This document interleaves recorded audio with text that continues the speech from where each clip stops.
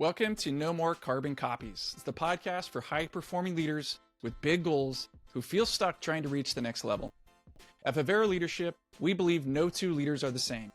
The best leaders perform at their highest when they understand what makes them unique and stop trying to lead like someone else.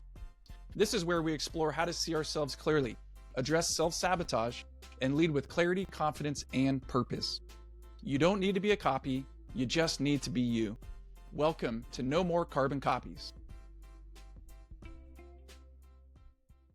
All right. Well, welcome to the No Carbon Copies podcast. I'm excited today to have a conversation with one of my favorite people, Rachel Eller. Rachel and I started working together, oh my goodness, in 2012, I think, long time ago.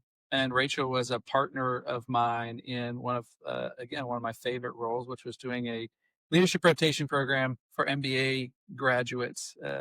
And we had a fun time partnering together to do that. So as my HR partner, Rachel's passionate about leadership, passionate about growing healthy organizational cultures. And so this is going to be a fun conversation talking about leaders, what they do well and how they get stuck and how they might sabotage their success. So welcome, Rachel. Thank you for joining me today. Yeah, thanks. I'm excited to be on here. Beautiful. So first question for you, Rachel, is what fires you up and gets you excited about the topic of leadership in general? Yeah, I think multiple things. I'm a people person, so I love the people side of my job a lot. And I love watching people grow over time and become the leader that they're going to be. And no two leaders are going to be the same. And I think that's exciting, and watching people grow into those roles and see how they're going to become different and then how they evolve over time. And then about myself personally, how I've evolved over time as a leader, right? I still don't have it all right or get it right all the time. But when I look back at the leader that I was even 5 years ago to now, or last year to now, it's vastly different. And that's what I feel about the leaders that I've had the honor to support over time, is just watching them grow. To follow up on that, what has been the most, useful thing for you to help you grow as a leader over time? Like, what have you found that's worked for you? What have you been your challenges? Talk a little about your kind of growth as a leader. Yeah. So like so many other people, I came out of a high performing individual contributor and was promoted as a leader because, hey, you're a good individual contributor. We're going to make you a leader. But I couldn't let go of stuff. So I took on this leadership role, but I couldn't give anything away. Because I held my value was in what I did every day and what I could contribute and what I could produce, and not in the people that I was growing. And I would say my first batch of employees that I led, although I don't think that they would hope that they wouldn't say negative things about me, I would say that they didn't grow as fast as I hope that the employees I'm leading now would say. I had a conversation with one of my individual contributors recently, and she's reminds me a lot of myself, and I'm trying to grow her into a leadership role. And she wants to hold on to everything really tightly because that's where she finds her value. And I've told her, like, you have to let go of some of the stuff, even if you love doing it, even if it's something you love doing, but it's more of a task oriented role. You need to let go of that so that I can use you in places where I need you to be more strategic and where I can grow you in those areas. And I would say I was much the same way. I went through through the areas where I was like, I was stunting my own growth and stunting the growth of my team because I wasn't letting them take stuff on. So I'd say that's a path that I'm going on, right? And still growing in that, still learning what that means to give up that holding everything so tight. We could go down a couple different paths with that. Talk about some of the challenges, and as you work with leaders across your organizations, or the various organizations you've worked with, what do you think has been the largest kind of challenges for leaders as they get promoted throughout the ranks? Yeah, I think we take these high-performing individual contributors, some who rightfully so should be in management and will make good leaders, and some who won't, right? But we don't. So I think we do two things. One, we don't give people who were never meant to lead people, we don't give them a path beyond, like they top out at a certain level. And so then it's super enticing for them to jump in a leadership role. And I feel some people know they're not supposed to be a leader. Like they're like, that isn't my passion. I don't love it. I don't want to do it. But that's the next step. And we're so, I have to get to the next step. I have to get to the next step. I have to get to the next step.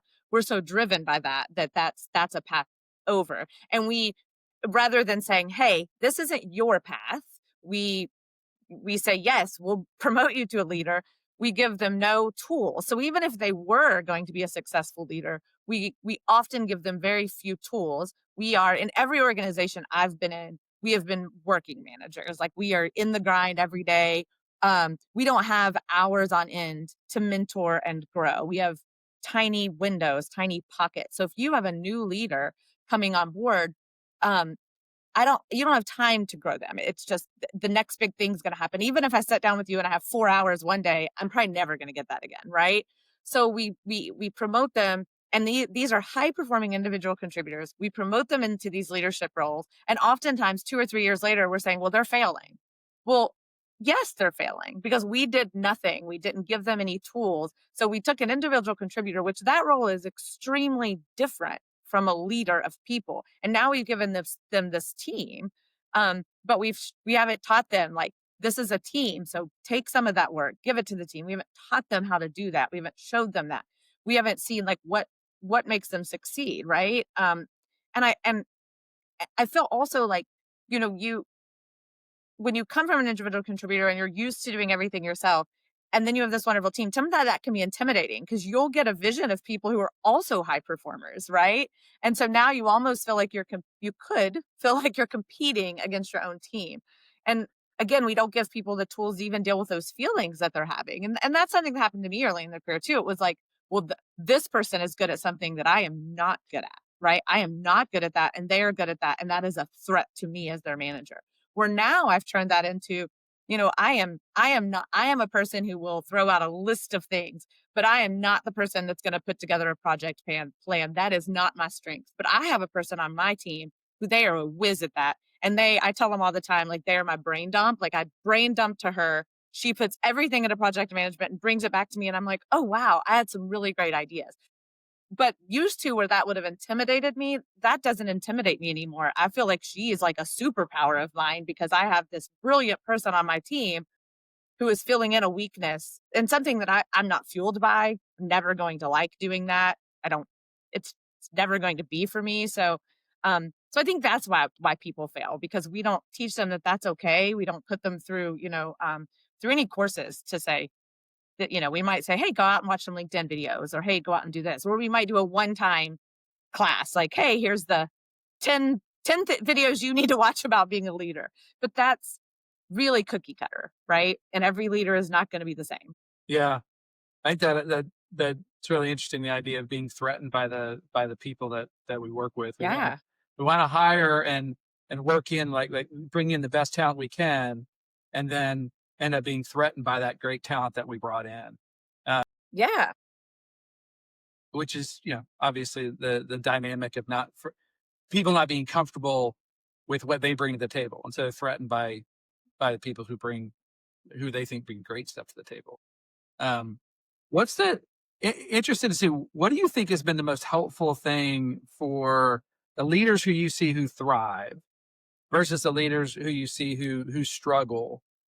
What's the difference in terms of how they approach their own development? Do you see any patterns in there?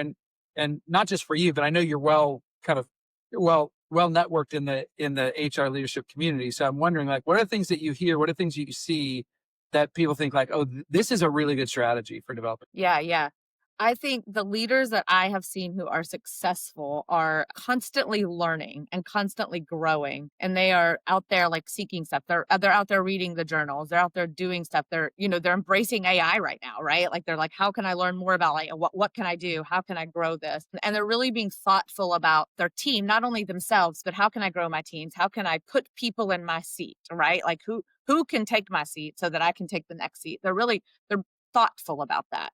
I think those are the leaders that I see grow. I also think the leaders that I personally think have grown myself, and also that I watch grow, are those leaders who have a lot of humility, right? Like, they're not the person in the room. Sometimes you get in a room with a leader and they talk big, right? They're going to use big words, and you're in these meetings and things are going to, and they're just kind of boasting, or like, I don't even know if it's boasting is the right word, but the person that I think is the constant learner is the one who takes the time to say, does everybody get that in this room? And there are no bad questions, or, and they really mean that. I have a CFO now. He does a very good job of that. Like, in a room, like, where he's, his brain works faster than most people's, but he will take a moment and stop or jump on a call and say, hey, did you get all that? Like, what can I do to help explain that? And I see that and I think like, man, this is a leader that gets it, that gets that it's not only the people on their team, but it's the people that they work with. It's the people that they are. And he's never going to ask you to do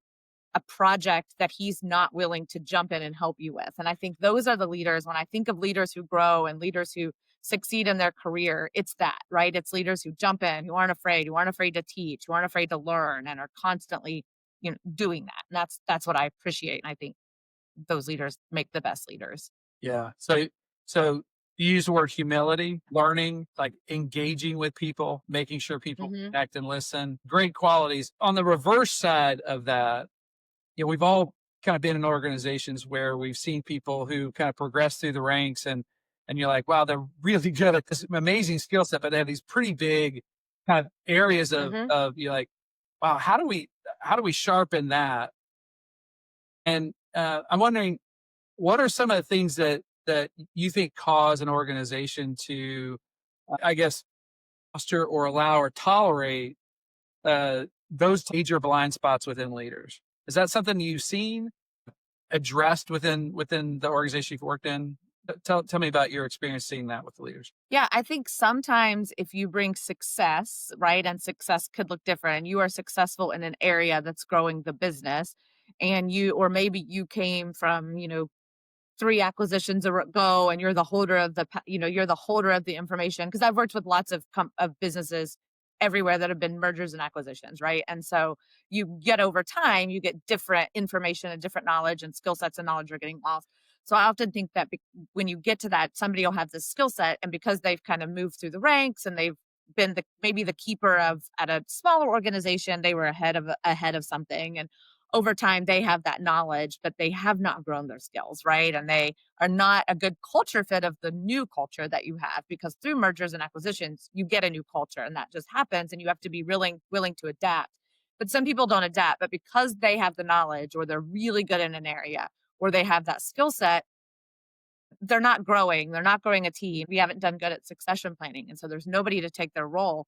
So losing them is difficult. Keeping them is difficult. And so it's like, which do you choose? And often you choose to keep them because it's the lesser of the two evils, because you don't want the knowledge to go away. And I think that happens a lot. That kind of triggers another, I guess, thought or question I have. As an HR leader professional, one of the things that you're responsible for, and the HR kind of world is responsible for, is managing the performance reviews and put a best practice together. And how do we do that? How do we steward the resources we have? And you and I had a conversation, I think, earlier this year about feedback and where feedback, kind of what helps feedback be effective and what doesn't, and how resistant people are to it versus what allows people to hear it. Love your thoughts on using feedback as a strategic tool versus having people be resistant to feedback that would help them grow. So I'm going to answer it 2 ways. One, it kind of depends on the culture of your organization. If you have an organization that is feedback driven, then feedback becomes part of your norm, and it's easier for everyone to accept. But that takes time, and that's not easy. And most people don't want to do it, right? They don't want to take the time to do that, to have a feedback generated culture, because it's uncomfortable at first, and it takes effort to say, what does that mean? And you have to really set the parameters that this can't only be positive feedback, but it also has to be, productive. I don't want to say negative, but productive feedback where areas can change. So I think if you don't have a culture within your company, it is really hard to be a person or a team or a group that is constantly giving feedback. But I think if you have that in your culture, it's something you want to build, it can grow, right? And your culture is only better by getting feedback, both good and bad. And I think back to that leader that we were talking about a minute ago, that comes from all these acquisitions and has this bad thing. And everybody's kind of whispering behind their back, right? Like, gosh, I wish that they would do better. Gosh, I wish that they would do this. And I think in that case, I would want to be the person that they're giving the feedback to, even if it's difficult. I would at least want to know that people were having those conversations. And I think often we do that, right? In companies, we have these feedback conversations, but we don't have it to the person that should change, right? And so we're doing that. We're having these feedback conversations. But like if if I'm talking about you, Roger, I'm talking about you behind your back. I'm not talking Right. to you. Right. But how much more beneficial would it be if I were talking to you, the person who can actually change it, right? Right. Right. So I think that is, a thing that you have to kind of flip the switch to say, even constructive feedback is good feedback, because it's, how are you supposed to know if it's something you can change, willing to change, if you don't get that? Yeah. Yeah. I think that I think about when I think about feedback is how much care do we actually have for people? I think the idea of like talking about people and kind of allowing that conversation to happen and filter Yeah. down really puts a lot of pressure on a manager. Probably hasn't been trained to actually have really good hard conversations, may avoid conflict. One of the things I say is like, as you get higher in your career, you're doing a lot of work. Your direct manager's not in the room with you. Like as a senior leaders, their managers Yes. not in the room. They don't see them work. Correct. They don't see them facilitate meetings. They don't see them negotiate. They don't see them, manage hard conversations. They don't see how they manage their team. And so a lot of the information that they get is secondhand. And so the information you get as a leader isn't about how you lead or what makes you effective as a leader. It's feedback about if the business is succeeding.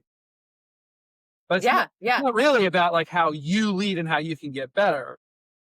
How do you resolve that challenge of people actually getting feedback about what makes them effective as a leader, not just about, is the business succeeding? Yeah. No. I mean, I would love to say like, yes, I have that solved. I don't, right? I see it in pockets sometimes, but not overall very often, right? It's not something that I have seen people do well. One of the things that I think was true for me, and as I've worked with executives over the last several years, is that as people progress in their career, they actually get less feedback about how they lead and what makes them effective, and they only get feedback about the business succeeding, and so they don't learn how to lead, or they don't get feedback about how to lead at a higher level. They only know if the business is succeeding. Whereas earlier in our career, feedback's kind of built in, but you get a lot more of it. But we don't get as much as we progress through our career, primarily because our boss isn't in the room, but doesn't see us. Just wondering, have you seen anything that is helpful in a systematic, structured way that can help a leader understand how they lead effectively, not just that the business is successful? Yeah, I really haven't, right? Like I haven't came up with like the secret solution or sauce, right? And I have had the privilege of working with and still do have the privilege of working with some amazing leaders, right? And I feel, but I still haven't found, like the secret sauce. But you're right. People don't get feedback on how they're managing or how they're, or beyond what they're doing. And that's kind of what we measure them on. I mean, I think if you look at metrics for most, bonus plans or anything, the metrics aren't going to be, when you're young in your career, right? They are about some metrics of like your overall performance. But you're right, as you progress through your career, your metrics are really about how's the business doing. And we say all the time, especially in those like HR fields, that are kind of like overhead, that we don't really have like we cost the company money. We don't, we're not bringing it in. So we don't have like a tangible, this is what you bring in. But we could, right? You could have more of a tangible, like I'm bringing in this benefit, this feedback I'm bringing in, I'm keeping. I mean, we definitely have those metrics like turnover and retention. But what if we even added another measurement to that, which is candid feedback, and maybe not necessarily candid feedback, but based on leadership and what feedback those leaders are giving and how you grow, in a leadership, and not a promotion rate, because we also measure that. And I think, while I think that's valuable, but the success of those that are promoted, the success of that management team. I do not know how to manage that, but or how you do it. I haven't found like a magic tool out there, but I think there's definitely something to that. Yeah. Just a quick aside. One of the things that I think is helpful is when you look at what makes a leader, like how much time does that leader spend doing things that they're really good at, and that people go like, oh my goodness, they're really good at this, versus how much time do they spend, or how much information do they have on where they trip themselves up. and getting our own way as a leader. And if we can help a leader improve by 1 or 2 or 3 or 4%, how much value does that give to an organization to help them lead at a higher level? But we don't quite have the tools to invest that amount of time, which brings me to another question I have for you, which is a concept of, you said HR costs, right? HR is a cost center, which I think is consistently with HR folks that we're a cost center. And so with that comes a very limited amount of where do you invest and what do you ask for when it comes to these things? Because when you look at the opportunity to invest or bring in things that are going to help your leadership development, how do you measure the ROI, or where do you find the biggest impact if you're going to do a leadership development program? It's entry level folks, or whether it's executives, budget's hard to come by, right? So it's very hard to come by. Yeah. So what have you found that's been effective, or what have you used that you're been really happy with? Yeah, I think if I'm thinking about what to measure or how to put it into budget, I think you have to have, if I'm thinking about it from that perspective, I think you have to have like a business case for it, right? But again, here's where it gets tricky. The business case would usually be, people are exiting or not getting what we need. We're not ramping people up. Like, what if we could ramp people up, right? What if we could ramp people up that usually takes them a year to onboard and we're onboarding them in 6 months? But again, and I think that will always kind of have like a, you can usually get a budget for that, right? Because it's like, oh, I see that if we are ramping people up in a year and we're getting them to stay to the 3 to 5 year mark. But again, when you're talking about those leadership roles, at least in most of the companies I have been in, they're not moving out very quick. So you can't say the same thing. You can't measure that. If you lose 1 or 2 a year, like that's about what you would see at the senior level. How do you make a case for that, right? Like what's going to be the case to make them better? And I've always really thought that we do a disservice to middle management, right? They're the ones we throw in the fire. They're the ones who are kind of the conduit between your individual contributors and those senior leaders. They're oftentimes your unsung heroes, right? Like they're the ones who are in there doing the work, producing, a lot of times like giving the senior leaders the metrics, and then the senior leaders are putting that up. So I think we can train and have these really good middle managers and really invest in that, then everything else kind of flows through them, right? But a lot of the courses that I have found, or a lot of the things that I have found for those middle managements are a la carte. And like we kind of discussed earlier, everybody has different needs. I've had managers that come in and they are just naturally gifted at it and probably are going to move into executive roles. Well, how do we get them ready to move into that? You and I had the privilege of working with so many wonderful people in our leadership rotation period. So we had the ability to look and see under the hood what that looks like. And of course, that's really hard to do a program like that for every, middle manager. But those that you identify that are like emerging and truly emerging leaders, like how do we give them the moxie to then be in that senior leadership room? How do we get them a seat? And what does that look like? And if we're preparing them for that seat before they get there, instead of after they're there, it's so much better, right? What if they already enter that room with the confidence that they belong in that room? That would be pretty powerful. I have a few things, right? A few tricks and stuff of things that we've put people through. But again, the budget is very limited. But it sounds like what you're saying is that that the opportunity or the focus would be on the middle management, the folks who are really in the trenches, both leading the people, doing the work. That's a group of people that tends to get less attention. What do you think allows leaders to be confident?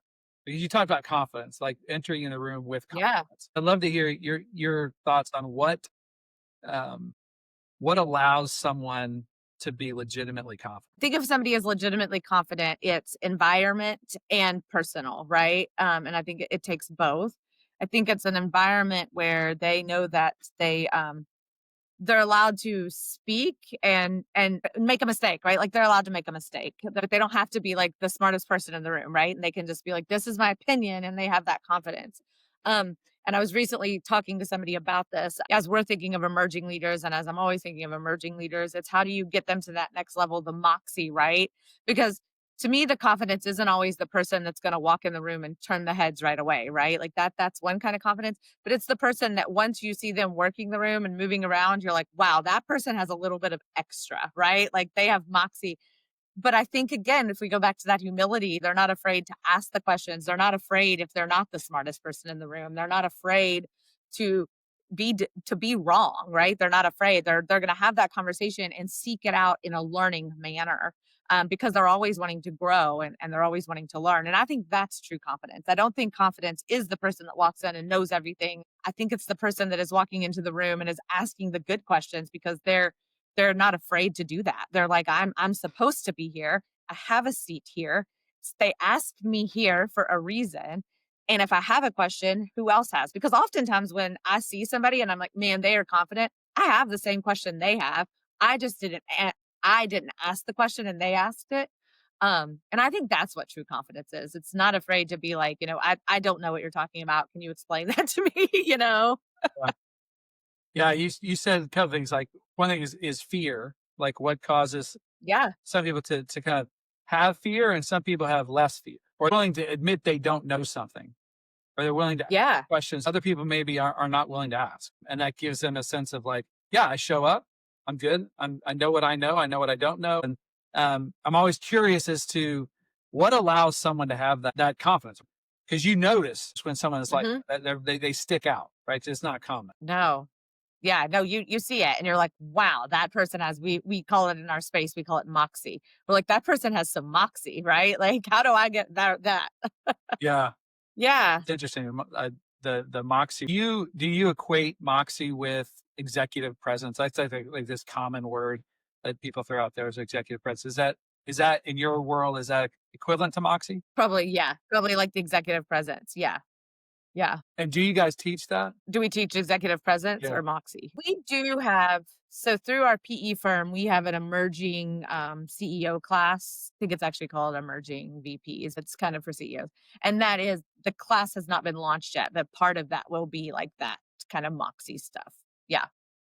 It's interesting to see people who actually have presence about them, and energy about them versus people who are pretending to have that.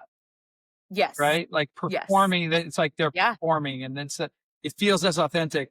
It's hard to put words to like how that, how you Yeah. see that, but you see it. You agree with me? I agree. Yeah. And I think, yes, I agree. And I think it's hard to put into words like what makes one person get it and one person don't, right? There's people that you point to, you go like, when she walks in the room, or when you're around her for a period of time, you understand like there's a settledness, an authenticity. There's a ability to take risks. There's a self belief. There's a lot of that stuff that just comes out, and you're like, oh, that feels authentic. It feels right. Versus other Yeah. people where you're like, and it seems like they're trying so hard.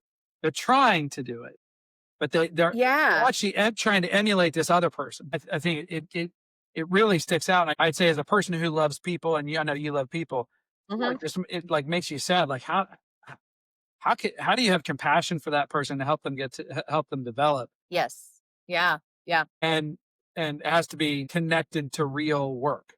I assume you guys have a pretty positive feedback culture, and you've been in an organization that have developed a really good feedback culture. How do you solve those two issues, that it's connected to the real work and it's invited? Yeah. I think the invited part is the hard part, right? You can connect it to work, but I think wanting it, people say, I want feedback, but what do they really want when they mean that? Like, what does that mean, right? I think if you do like these performance reviews once a year, right? If you get in that cycle of, we're going to do a performance review once a year, and that's where I'm going to give all of the feedback for my employees, you're really doing a disservice, right? Because they're getting this feedback once a year that you're going to put into a drawer and never look at again, right? And they're all they care about is, does this equate to an increase? I've never worked in an organization that does a performance review process in that manner, that isn't the outcome, right? But I think if and maybe you're doing that because of a broader initiative. I'm not saying that that's wrong, and I'm not saying that you don't have to have some sort of process in place. But I think when you really think about feedback constantly, like, what if I'm telling you in real time, like, hey, here's some feedback for you, right? And you're telling me like, I want this feedback. I would rather have a feedback loop. But I think you also have to set up those expectations. And I think as a leader, you need to talk to your team about that. And you need to have that conversation and say, I'm willing to offer candid feedback if you are willing to accept that candid feedback. I don't think it can just be like something that you're constantly doing, right? Like that you go into um, with no framework around. But I think that also comes with having a team of trust, right? Like you have to have a team that trust that I'm giving you feedback that's going to make you better. And then I trust that you're going to accept that. And I trust that if you have a problem with what I'm saying, or you have an issue, or you have something that you'd like to say back to me, including feedback, both positive and negative, I trust that we're going to have that. But I think there has to be some trust involved in that feedback, or it's not going to work.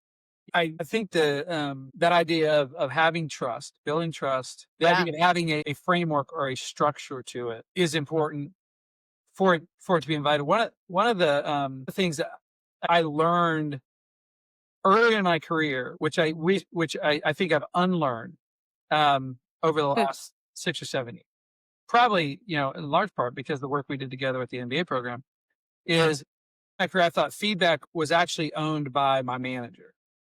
Like it was their responsibility.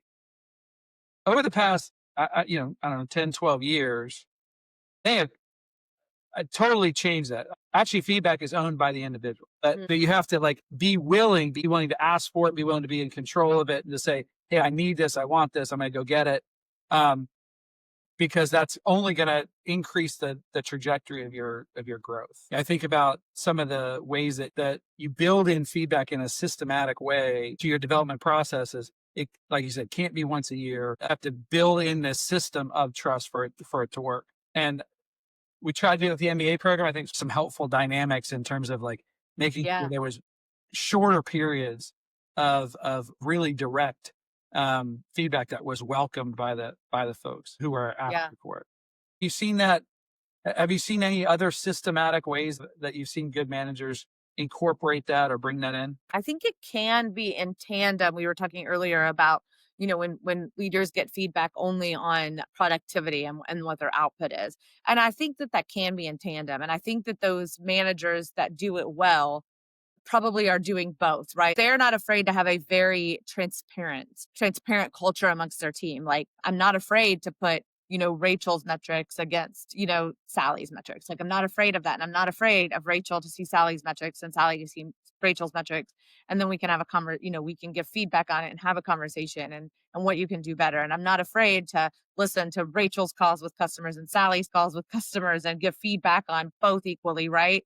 And there is this kind of culture of it's collaboration, it's feedback, it's just that culture of we're all in this together. And so none of this is meant to be punitive, right? And because if you don't have a culture like that, feedback feels punitive, and it feels like, because you're only giving that feedback when there's negative feedback, and you're not saying, hey Rachel, wow, that was a really good phone call, or hey Rachel, that was, you've really done really well on implementations this month, or you've exceeded your expectations, whatever that looks like. Rather, when the flip of that could be, hey Rachel, I've noticed that you're struggling on this, some feedback I have on how you could change what you say.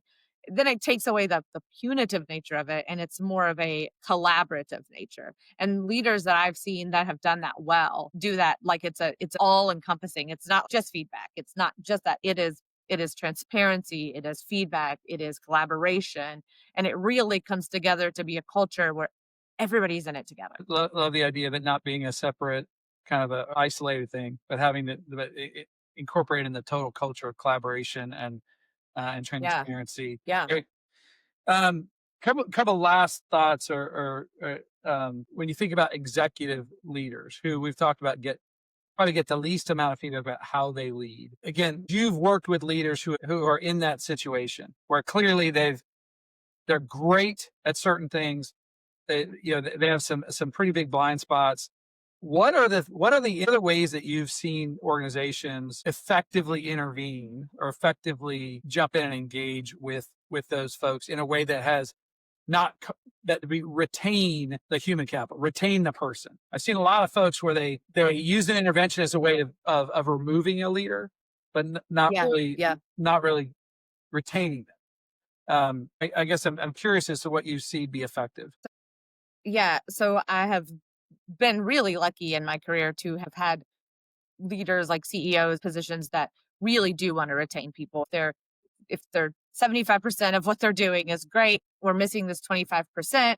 What do I do? Right. I have seen be successful is, again, I also have been lucky to have some senior leaders who are not afraid to have candid conversations with the individual. And I think that is wonderful. And I think also some of the things I've seen the organization enter into is mentorship, right? Like, hey, we need to get you here and we need to get you here. So we're going to bring on a mentor. We're going to bring on an executive coach. We're going to bring this on for you and see if we can get you to this next level and try to, get you through those blind spots. It might be putting them through, an executive leadership course and 360 reviews like of their peers, especially let's sit down and go through this. Now that just do the 360 review and they're just reading the feedback and they're like, I don't know who said this. I don't know what my next step is. That isn't in itself valuable, right? I mean, you can read a bunch of things, but it's like, what's next? I don't know what to do with this. So it's when it's in tandem with that and then going through, some mentorship that can get you kind of to that next level, to have that moxie, right? To have that next step that we want, to have that executive presence. And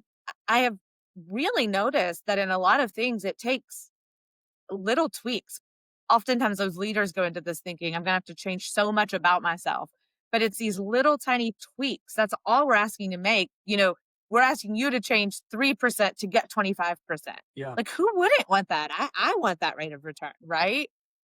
And I've been very lucky to watch that happen and to have been under leaders who have been like, that's worth it, right? Yeah. So much we could talk about there, but I totally agree that that typically the way that a leader sabotages their effectiveness or shoots themselves in the foot is typically very, very easy addressable behaviors or mindsets, and to get them to realize that and be motivated to address or change or have the humility to go like, yeah, I could listen. I could listen just one beat longer. Or, hey, when I'm leading a meeting, I can make this change.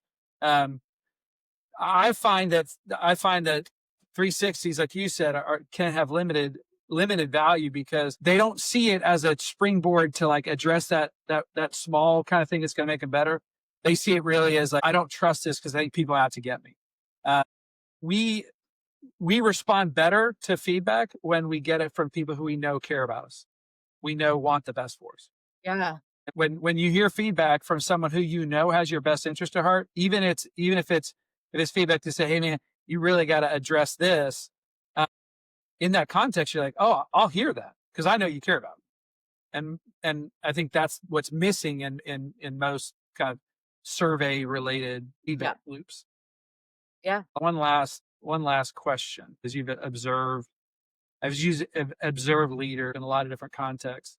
What do you think that causes someone to stall out and plateau, just to kind of sit, get stuck? What do you think are the things that cause that, and keep someone, just kind of sitting in the same place? Yeah. I think it's an unwillingness to give up control.